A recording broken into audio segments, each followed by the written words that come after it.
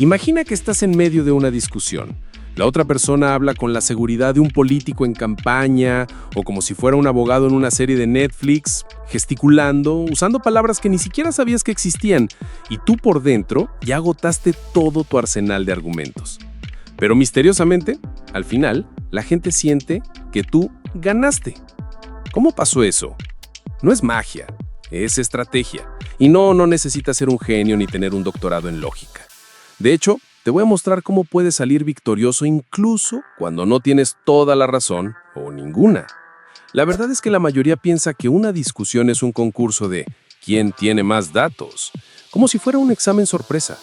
Pero en la vida real, la lógica es solo una parte del juego. La otra parte es percepción, y la percepción es lo que realmente decide quién ganó. Y aquí viene el primer secreto.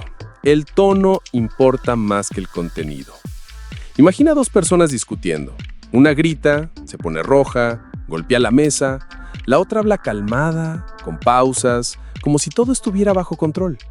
Aunque el contenido sea flojo, el que parece más tranquilo gana puntos automáticos. ¿Por qué? Porque nuestro cerebro asocia calma con seguridad y seguridad con verdad. Segundo truco. Preguntas que incomodan con suavidad. En vez de lanzarte directo a decir, estás equivocado, pregunta, ¿y cómo llegaste a esa conclusión? O, interesante, ¿me puedes dar un ejemplo concreto? Aquí lo que haces es poner a la otra persona a explicar, y muchas veces en esa explicación aparecen huecos que ni siquiera habían notado. Es como pedirle a un mago que repita el truco, pero esta vez con las mangas arremangadas. Tercero, la técnica del sí, pero. La mayoría entra en discusión como si fuera un ring de boxeo. Aquí, en cambio, te conviertes en su compañero de baile. Sí, entiendo lo que dices y de hecho tienes un punto. Pausa, sonrisa y luego, pero tal vez no estamos considerando esto otro. Esto hace que tu contraargumento entre sin activar las alarmas defensivas. Es como colar verduras en la comida de un niño. No las ve venir. Cuarto, usar historias como armas secretas. Puedes tener todos los estudios del mundo, pero si no los envuelves en una narrativa, la gente los olvida. En cambio, si cuentas algo como, mira, yo tenía un amigo que defendía lo mismo que tú y un día pasó a esto, ya los tienes. Nuestro cerebro está diseñado para recordar relatos, no datos.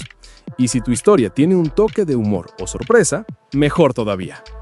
Quinto, jugar con la pausa final. El verdadero cierre de oro no es un grito de victoria, sino una retirada elegante. Bueno, creo que ambos tenemos buenos puntos. Piénsalo. Silencio. La mente de la otra persona se queda con tu frase rebotando como eco. Y muchas veces, horas después, ese eco es más persuasivo que cualquier argumento lógico. Ahora, un consejo extra. No confundas ganar con humillar. Si haces que la otra persona se sienta tonta, puedes ganar la discusión, pero perderás su respeto y probablemente cualquier relación con ella. Ganar, en el sentido inteligente, es dejar la puerta abierta para futuras conversaciones, no cerrarla con un portazo. Y para que todo esto funcione, hay algo que debes practicar, la paciencia. Porque a veces, el momento de ganar no es durante la discusión, sino después, cuando la otra persona, en silencio, se da cuenta de que tu punto tenía más sentido del que quería admitir. Así que la próxima vez que entres en una discusión, recuerda, no es el que grita más fuerte, no es el que tiene más datos, es el que sabe guiar la conversación como un buen narrador, sembrar ideas y retirarse en el momento exacto. Porque al final, en este juego no siempre triunfa quien tiene la razón, sino quien sabe dejar la mejor impresión. Y hablando de impresiones, si este video te dejó pensando en cómo vas a ganar tu próxima discusión, suscríbete. No porque lo diga yo, sino porque un día, en medio de un debate acalorado, vas a agradecer tener estas técnicas, aunque sea para defender la piña en la pizza.